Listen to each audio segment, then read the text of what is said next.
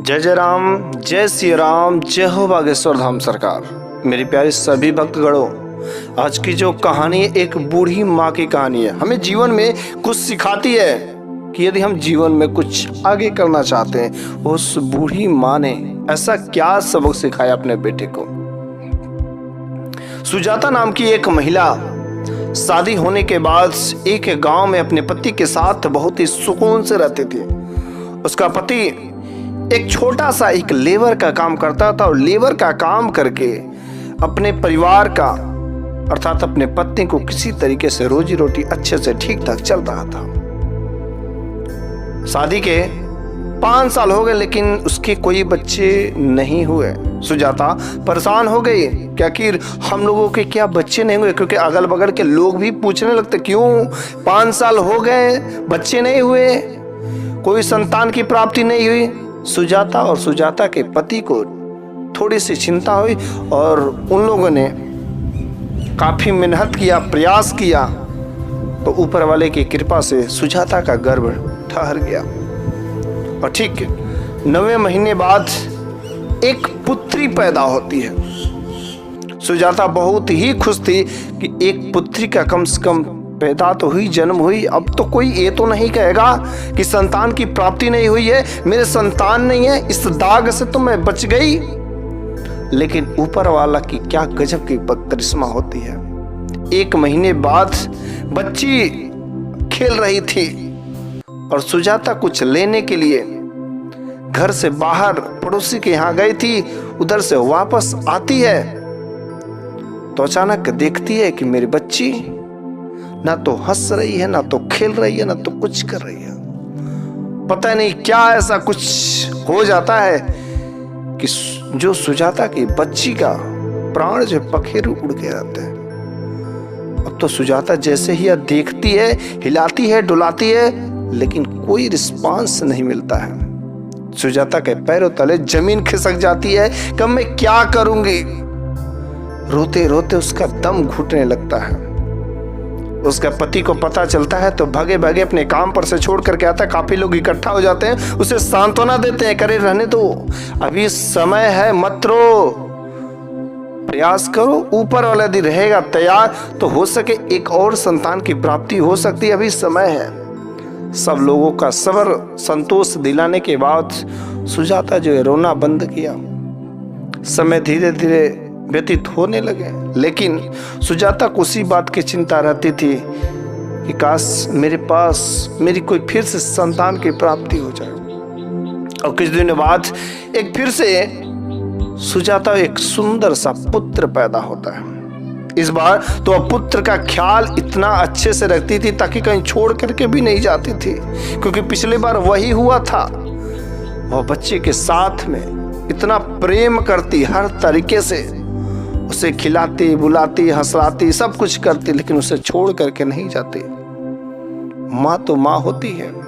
वो बच्चा धीरे धीरे बड़ा हुआ, उसका नाम रखी गोपाल। गोपाल 10 साल का हो गया, लेकिन सुजाता की इतनी स्थिति नहीं है कि उसे अच्छे से पढ़ा सके, क्योंकि उसका पति मजदूरी का काम करता था। किसी तरीके से बस अपने परिवार का रोजी रोटी चला पाता था। एक दिन अचानक उसके पति का बहुत ही तबीयत रात के समय में खराब हो जाता है। सुजाता परेशान हो जाती, महिला जात करे तो करे क्या, अगल बगल लोगों को बुलाई, लेकिन उसे महंगे से महंगे हॉस्पिटल में ले जाने के लिए इतना उसके पास पैसे नहीं थे। गाड़ी का भाड़ा देने के लिए उसके पास पैसे नहीं थे। और उस लाचार सुजाता और उसका पति वहीं पर पड़े हुए थे और सुबह होते होते उसका पति भी इस दुनिया से छोड़ करके चला गया। अब तो सुजाता और उसका एक बच्चा 10 साल का, करे तो करे क्या। उस गोपाल जो छोटा सा बच्चा 10 साल का, उसके सर से बाप का साया उठ गया। एक जो कमाने वाला था वही उस परिवार के लिए हीरा था, हीरा, लेकिन ऊपर वाले को देखा नहीं गया, वो भी छीन लिया। अब सुजाता करे तो करे क्या। परिवार की पूरी जिम्मेदारी, छोटी सी बच्चा, उसका देखभाल करना, उसका खिलाना पिलाना, आखिर कैसे क्या करेगा। सुजाता को किसी ने राय दिया कि पास में ही जो जंगल है वहां से तुम लकड़ियां उठा करके, सूखी लकड़ियों को ले जा करके यदि तुम बाजार में बेचोगे तो उससे कुछ पैसे मिलेंगे और उससे तुम अपना रोजी रोटी चला सकते थे। सुजाता तो करना नहीं चाहती थी, लेकिन मजबूरी क्या ना करा दे। सुजाता सुबह जाती बच्चे को घर पर छोड़ करके, क्या करे, मजबूरी, छोड़ना तो नहीं चाहती थी। सुजाता बच्चे को घर पर छोड़ करके जाती, जंगल में दिन भर लकड़ियां बेचती, बीनती और शाम को ले जा करके लकड़ियां को बाजार में बेच करके जो कुछ उससे पैसे मिलते खाने के लिए ले आती। काफी दिन चलता रहा, लेकिन एक दिन सुजाता को लकड़ियां नहीं मिली और काफी देर बीनने के बाद कुछ थोड़ी ही लकड़ियां मिली और वह उसे बाजार में जब ले गए तो उसके कीमत भी अच्छे नहीं मिले। और जिस दुकान से सामान लाती थी वह दुकान वाला हमेशा ताना देता था कि तुम मुझे पुराने पैसे दे दो, ये दे दो, वो दे दो। उस दिन सुजाता को थोड़ी सी गुस्सा में आ गए और कुछ, एक तो लकड़ियां मिली नहीं थी, कम पैसे मिले थे और उस दिन गया उस दुकानदार ने ताना भी मार दिया कि पुराने पैसे दो तभी सामान दूंगी। सुजाता ने गुस्से में आकर के एक भी दाना खाने के लिए नहीं लिया, उसके पुराने पैसे अदा कर दिए और खाली हाथ घर को लौट आती। शाम के समय में बेटा इंतजार कर रहा था कि माँ अब तक नहीं आई, इतना समय हो गया, अब तक तो आ जाती थी डेली, लेकिन आज क्यों नहीं आई। तब तक काफी देर शाम होने के बाद आखिर सुजाता आ ही जाती है। बेटा कहता है, माँ आखिर आज तू इतना देर क्यों कर दी, मैं तेरा तब से इंतजार करता, जोर से भूख लगी है। लेकिन माँ करे तो करे क्या। माँ कहती है कि बेटा आज मैंने एक भी रुपया नहीं कमाए हैं, आज तो हम लोगों को भूखा ही सोना पड़ेगा पानी पी करके। सुजाता ने अपने बेटे को पानी पिला करके जबरन सुला दिया, लेकिन उसका बेटा सोते वक्त कहा, माँ आज हम लोगों के पास खाने के लिए तक अनाज नहीं है, लेकिन माँ देखना एक दिन ऐसा आएगा कि जब मैं बड़ा हूंगा ना तो बहुत बड़ा आदमी बनूंगा, तब हम लोगों के पास ढेर सारे पैसे रहेंगे और तब हम लोगों के पास खाने की कमी नहीं रहेगी। थोड़ा उसका बेटा बड़ा भी हो गया था, समझदार हो गया था, लेकिन अभी बाहर तो कहीं पैसे तो नहीं न कमाता था। अगले दिन लकड़ियां बीनने के वास्ते सुजाता सोची कि हम लोगों को यदि ज़्यादा पैसा कमाना है तो ज़्यादा लकड़ियों को इकट्ठा करना पड़ेगा। कहे कि बेटा आज सुबह हम दोनों लोग चलेंगे लकड़ियों को इकट्ठा करने और ज़्यादा लकड़ी इकट्ठा करेंगे तो ज़्यादा पैसे मिलेंगे, क्यों ना हम दोनों लोग चलते हैं। और इस बार सुजाता जो है अपने बच्चे के साथ में गोपाल को लेकर के जाती है लकड़ियों को बीनने, और उस दिन वास्तव में कुछ अधिक पैसे मिलते हैं क्योंकि दो लोगों ने मिलकर के लकड़ियां बीनी रहती हैं।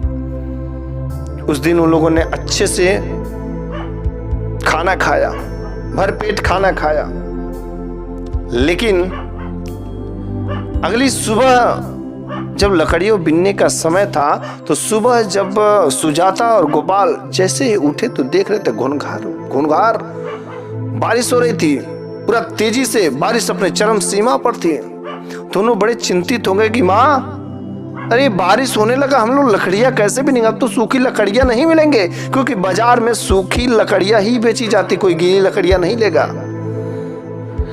बहुत ही चिंतित गोपाल और गोपाल की माँ सुजाता। लेकिन सुजाता कहती है कि देखो बेटा, हो सके बारिश जंगल के इस साइड में हो, कुछ हम लोग अंदर तक जाएं तो कुछ सूखी लकड़ियां तो जरूर ही मिल सकती हैं। चलो बेटा, हम लोगों को घर पर बैठने से कुछ होने जाने वाला है नहीं, यहाँ पर हम लोग रहेंगे तो भूखे रहेंगे। और सुजाता अपने बेटे को लेकर के फिर से जंगल में चल चलती लकड़ियों को बीनने। जब लकड़ियों को बीनने के लिए जाती है तो ऐसे सूखी लकड़ियां तो थी नहीं, क्योंकि बारिश हो गया था। वो लकड़ियां, सूखी लकड़ियां ढूंढते ढूंढते ढूंढते सुजाता अपने बेटे गोपाल के साथ में जंगल के काफी अंदर तक चली जाती है। बेटा पीछे पीछे, माँ आगे आगे, काफी जंगल के अंदर तक चली जाती। तब तक अचानक वह बेटा गायब हो जाता है। अब तो सुजाता परेशान हो जाती है, मेरा बेटा कहाँ गया, मेरा बेटा कहाँ गया। काफी देर ढूंढने लगती, चिल्लाने लगती, गोपाल गोपाल, अरे तुम कहाँ गए मेरे लाल, चिल्लाती, लेकिन उस गोपाल का कोई पता नहीं चलता है। वह सिसकियां भर भर कर रोने लगती है, हिचकियां आने लगती उसे गोपाल गोपाल के चक्कर में। लेकिन तब तक अचानक सामने से उसका बेटा आता हुआ नजर आता है। जैसे ही देखती कि अपने बेटे को, खुशी से पागल हो जाती कि मेरा बेटा आ गया, अपने बेटे को छाती से लगा लेती, कहता बेटा बेटा तू कहाँ चला गया था?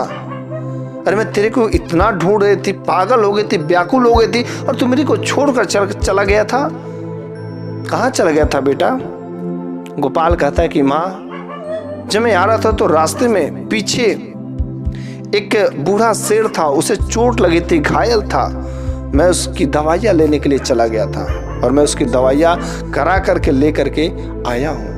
तब तक उसके पीछे से देखती कि वो शेर आ रहा है। कहती बेटा जल्दी से हम लोग यहाँ से भाग चलते हैं, क्योंकि शेर नहीं तो हम लोगों को खा जाएगा। गोपाल कहता है माँ, अब डरने की कोई जरूरत नहीं है, यह शेर हम लोगों को खाएगा नहीं। वो शेर दूसरा कोई इंसान नहीं था, बल्कि उस जंगल के देवता था। जंगल के देवता ने उस गोपाल की परीक्षा ली थी कि क्या ये सहायता कर सकता है कि नहीं, ये जीवों पर दया करेगा कि नहीं। और गोपाल ने जीवों पर दया दिखाई थी। तो शेर ने कहा मैं तुमसे खुश हुआ, बताओ तुम लोगों को क्या चाहिए? गोपाल ने कहा नहीं, हम लोगों को कुछ नहीं चाहिए, हम लोग ठीक ठाक हैं। लेकिन गोपाल और गोपाल की माँ ने एक चीज का वादा किया कि अगर आप हमें कुछ देना ही चाहते हैं तो एक वादा करिए कि आज के बाद किसी भी इंसान को अपने मुंह का निवाला नहीं बनाएंगे, किसी भी प्राणी को जान से मारकर खाएंगे नहीं, यह प्रॉमिस करिए। वह शेर प्रॉमिस करता है कि आज से कोई मैं शाकाहारी हो जाऊंगा, बल्कि वो खुद एक जंगल के देवता ही थे। उसके बावजूद भी कहते नहीं तुम अपने लिए कुछ मांगो। वो तो जंगल के देवता समझ रहे थे इसकी परेशानी क्या है। काफी जोरों से भूख लगी थी, क्योंकि उस दिन लकड़ियां पे भीगी गई थी, लकड़ियां नहीं मिल रही थी। तो उस शेर ने एक जादुई चूल्हा इन लोगों को दिया। जो जंगल के देवता थे उन्होंने एक जादुई चूल्हा दिया और कहा कि तुम इससे जो जो पकवान कहोगे बना बनाया मिलेगा, बस कहना ऑटोमेटिक पक करके अच्छे से आ जाएगा। उस चूल्हे को लेकर के घर पर आए। अब तो वह गोपाल और गोपाल की माँ को पका पकाया भोजन अच्छे से समय से मिल जा रहा था। जब चाहे जो भोजन कहे वो भोजन मिल जाता था। आराम से खुशी से खाते थे, पीते थे, रहते थे, कोई टेंशन नहीं थी। अब तो बैठे बैठे, अब तो ना तो जंगल में लकड़ियां बीनने जाते, ना तो कुछ करने जाते, क्योंकि अब तो खाना मिल जा रहा है। कुछ दिन बीत गए, गोपाल काफी बड़ा हो गया। जब गोपाल काफी बड़ा हो गया, गोपाल आलसी हो गया, क्योंकि अब तो बैठे बैठे भोजन मिल रहा। एक दिन गोपाल की माँ ने कहा देखो बेटा, ये केवल खाना बस खा लेने से क्या होगा, ये हम लोगों की झोपड़ी कभी महल में नहीं बदल पाएगी।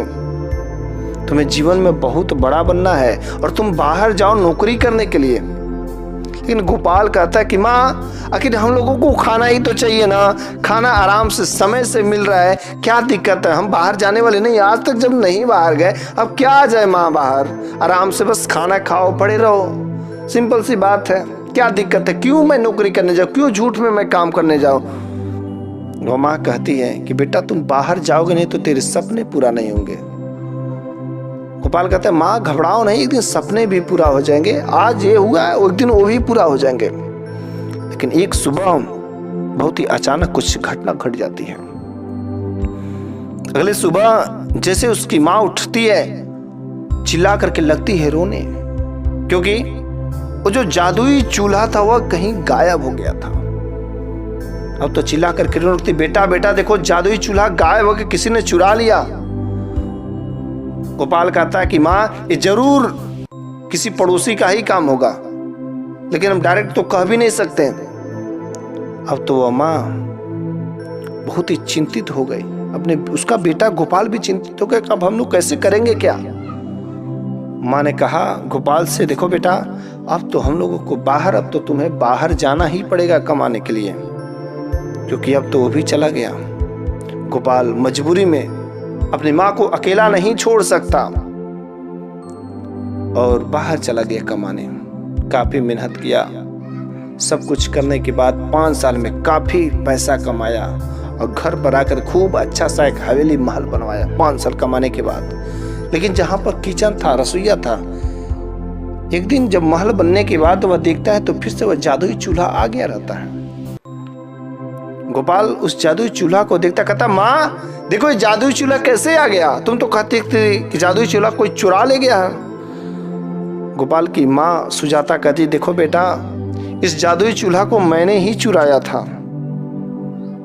अगर मैं चुराती नहीं तो तुम बाहर नौकरी करने के लिए नहीं जाते, मेहनत करने के लिए नहीं राजी होते। मैंने इस चूल्हा को जानबूझ करके चुराया था ताकि जो तुम्हारे बड़े बड़े सपने थे, बड़े इंसान बनने के सपने थे, आज तुम जो हवेली खड़ा किए हो, अगर मैं चूल्हा को चुराई नहीं होती तो इस हवेली खड़ा नहीं हुआ होता। तुम छोटी सी चीज मिलने की वजह से अपने सपनों को छोड़ रहे थे, मेरे को देखा नहीं गया इसलिए मैंने चूल्हा को चुरा दिया था। तो ऐसे और सुजाता का बेटा जो गोपाल बड़ा इंसान बन गया। तो इस कहानी से हमें यही सीख मिलती है कि हम छोटे छोटे सुखों के चक्कर में आकर के अपने बड़े बड़े सपनों को ठोकर मार देते हैं। मेरा सपना बहुत कुछ बड़ा रहता है, जैसे गोपाल को बस एक 2 वक्त की रोटी टाइम से मिलने लगी, वो अपना बड़ा बड़ा सपना जो ठोकर मार दिया। आप अपने सपनों को कभी मत भूलिए, सपनों को याद रखिए और उस पर काम करिए। छोटी छोटी खुशियों के चक्कर में आप बड़े बड़े सपनों को ठुकराइए मत, क्योंकि कहीं आपका सपना टूट ना जाए, अगल बगल के लोग ताना न मारने लगे, उसका बेटा निकम्मा है, बैठ करके खाता है, आवारा है। कहीं ऐसा तो आप सुनना नहीं चाहते ना। तो कभी भी छोटी छोटी बातों में नहीं आना चाहिए, आपको अपना मंजिल हमेशा याद रखना चाहिए।